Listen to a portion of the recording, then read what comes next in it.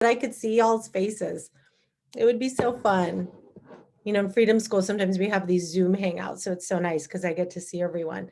But yeah, what a week. Whew. Okay, we got through the first hurdle here. Now we have more. And I don't know if you all saw my last like social media post was about just resting, right? It's like we have so much going on that we really need to take some time to rest. Because if we don't, we are going to burn out, y'all. Here, I'm going to get on here so I can maybe see you guys a little bit better. There.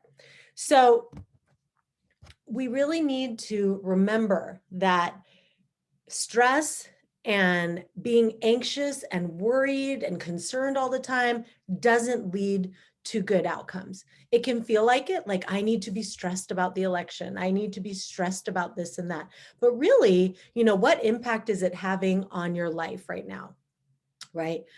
What impact is the worry having? And what it's doing is just basically stressing you out, turning on your sympathetic nervous system, not allowing you to calm down. So the worry and the anxiety is not as helpful. Voting, going door to door, those kinds of things, those are helpful. But worrying and being anxious and twiddling thumbs and all of that is not helpful. Okay. And to counteract this, we really need to be more mindful than ever about rest. Okay. So I know that that's not the main topic I wanted to jam on today, but it's just so important. And I really wanted to emphasize it to you. All right. So take the time to rest, take the time to nurture yourself, take the time to ask yourself, what do I need right now? Do I just need to unplug, which I highly recommend? Do I just need to unplug? Do I just need to um, be in nature a little bit more? Do I need to make sure that I have time just to myself every day for the next week so that I can take a bath and just tune things out and relax and let my parasympathetic nervous system kick in? Okay. Because we need you in it for the long haul. All right. All right. So let me see here. I'm trying to see. Oh, hey. I know. I'm still like Facebook sends out the invites differently all the time. But anyway, so some people are like, oh, where can I get on? I'm sure you'll figure it out. Okay. Today, I wanted to talk about making a decision of, do we change our emotions or do we change our circumstance? And this is something that I have heard people ask a lot. It's something that I've actually talked about before, but I really wanted to talk about it in light of this election because I think it's so interesting, right? So, for those of you that are familiar with the mindfulness model that I teach, it's basically that circumstances are neutral, right? And we have our thoughts, which generate our feelings, which drive our actions, which create our results. So often, what I'll hear is, well, should I change my results or should I change my circumstance? Or should I change my thoughts so that I feel better and have different results? And people get really confused about this. And, in the situation like the election, it's like, well, we changed the circumstance, right? We changed the circumstance to a different president that's going to hopefully have different results.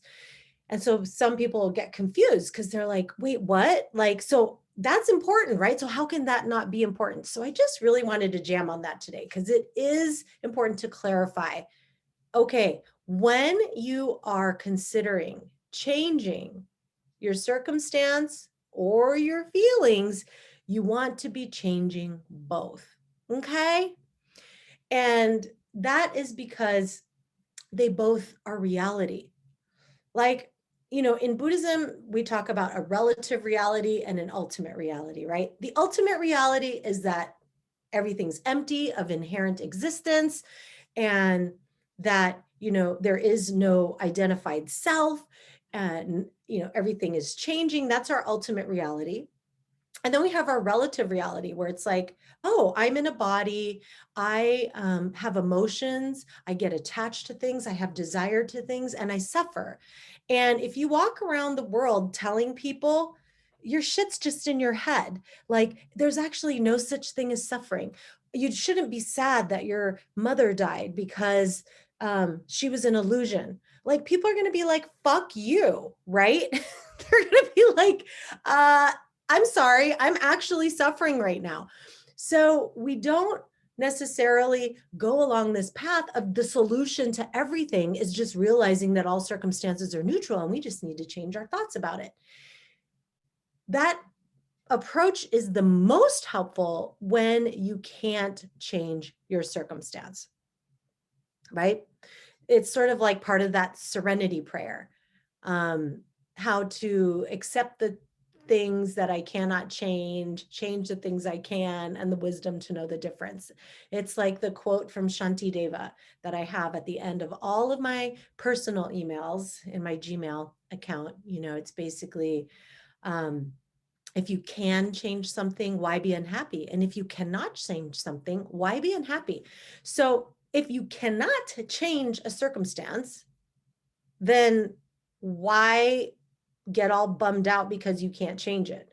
You might as well change your mindset so that you can have a more positive outlook, a more productive life, something that helps evolve you and move you forward towards your highest self, right? And if you can change something, well, shit, go change it then, right? Go elect a new president. Go move to a different place. But understanding that if you don't change your mindset along with it, if you don't own that you created the suffering to the degree that you're experiencing it in that circumstance, you're probably going to have the same problems in the new place. This is why we have the same problems in, or why we see this in relationships, right? Why we see this with, oh, hold on. Someone's saying that it says the event isn't started yet. That doesn't make any sense. Okay. It is though. All right. So, okay, now I lost my train of thought, but it's one of those mornings where I haven't had all of my massive mug of tea yet. So I want you to really think about the relationships, for example, when we are in a relationship and we have a pattern of maybe dating controlling people or abusive people, right? If we don't change our mindset and we just leave the relationships, chances are we're going to end up in that same place. Chances are we're going to end up in that same situation because we haven't changed our mindset. For example, when people are entering into relationships that are not serving them, toxic relationships, oftentimes the mindset that has to change is, I don't deserve to be treated like this, right? Like I am going to train people to treat me well. If that mindset doesn't happen, they're going to go into the next relationship and let people treat them a certain way that will then perpetuate the problem, right?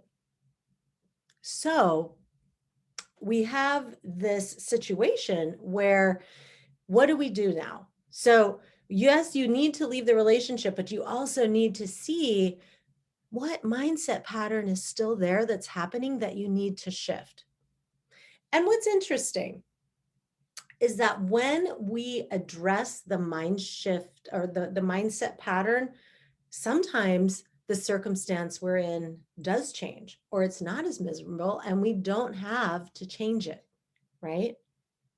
So some of the other examples, like with politics, okay, we had these 4 years with one president, right?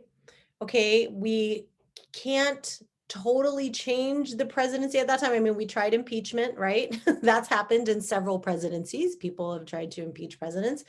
But in the meantime, what can we do? So there's so many people that perseverate on like, oh, why is this person president? Blah, blah, blah. It's like, let's We know why. Okay. Now, what can we do to shift? What can we change? And how can we change our mindset so that this doesn't happen again? Right.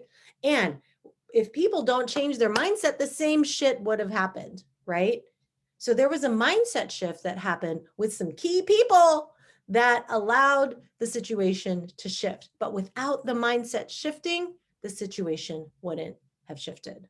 Okay. So when you're asking me, do I change the circumstance or do I change my feelings? That's why I wanted to let you know it is both. The other thing is to really consider earning that right to change your feelings. Because one of the biggest mistakes that people make is, oh, so if I can change my thoughts to change my feelings, if I'm feeling shitty, I should just change my thoughts and then feel better. That's the whole point of coaching, right?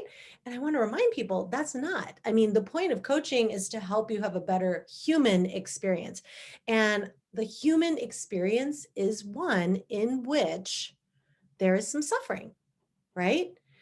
And until you've learned how to be with the difficult emotions, when you just change them, it's not going to be sustainable.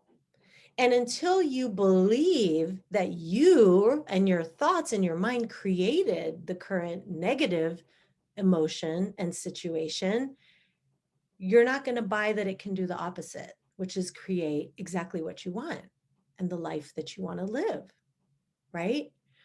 So we need to grok and own that we create our reality, because when we do that, then we have faith that we can create one intentionally, that we can create a reality that is amazing, that we choose, that's in alignment with what we want instead of feeling that life is happening to us, right? Oh, hey, if you guys are on, send me some likes and loves so that I can see you there. Otherwise, Facebook doesn't show it to other people. So, all right. So we are learning to own that we created our current experience. And only through that will changing our thoughts to a new feeling actually work. Some people do like a bullshit version where they're like, oh, I'm so devastated that my partner left me, right? But then they're like, but you know what? I can look at this differently. I'm going to think, you know what? This is probably for the better. And I'm just going to feel better about it. And they go along with something like that. But it's not sustainable because they don't believe it. They don't believe deep down that that's what happened, right? First, what needs to happen is, where was I in the creation of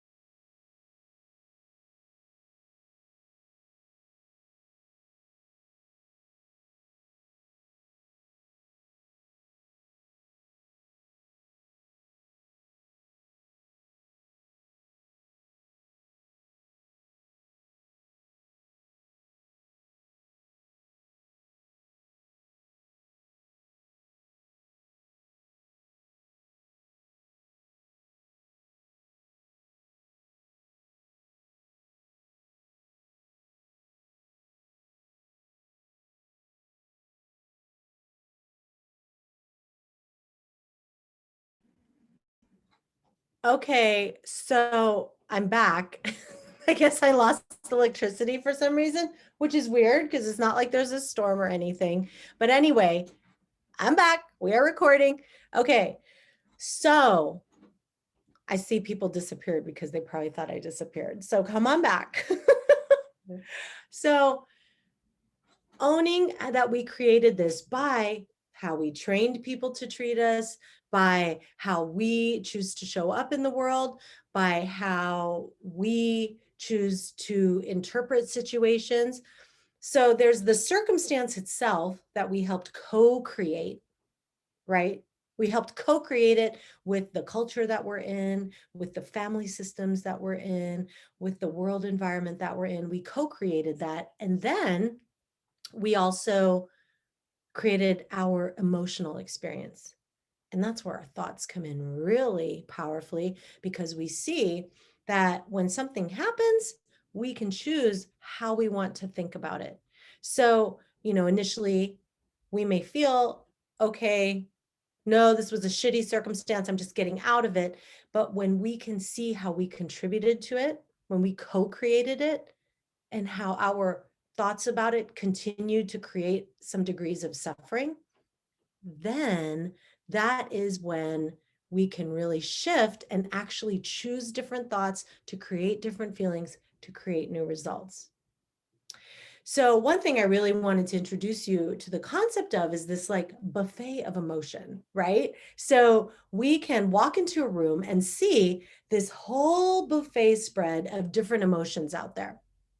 And what I want you to really realize is, on a given day, in a given circumstance, you get to choose from this whole smorgasbord of an experience of emotion to fit whatever you want. Because sometimes we choose to feel sad, right? Sometimes we choose to be angry. We want that, but we enter it with consciousness versus just letting anger arise and rage move through us. We're like, okay, this fucked up thing just happened. How do I want to feel about this? And you get to choose. I want to feel disappointed. I want to feel excited. I want to feel angry. I want to feel worried, whatever it is, you get to choose though. So, what I really want you to understand is, yes, you can choose, and it doesn't always have to be a positive thing that you choose, right?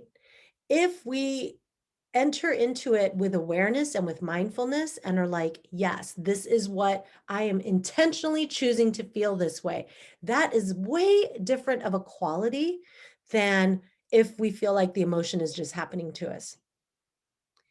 So if we are in a breakup and we're feeling really heartbroken, right? And we're like devastated, and, like I've described before, pizza boxes on the floor, wine bottles on the floor, then that's going to feel a lot different, where we're like, why is this happening to me? It Rather than us saying, you know what? I am going to grieve some of this stuff. There are some things I'm really going to miss about this. And I really love that person. And now they're not in my life anymore. I'm going to choose, I'm going to choose heartbreak for now, right? I'm going to let myself feel this fully. And that is way of a different quality than letting it happen to us.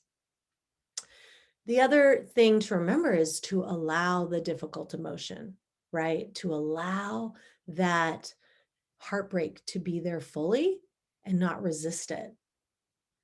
And sometimes we're not going to choose a difficult emotion. It's going to be there, and that's when we really need to allow it, right? Because sometimes we need to allow emotions that we're not choosing either. And when we fully allow it, then we can move through it, move past it, and get on to the next feeling, right?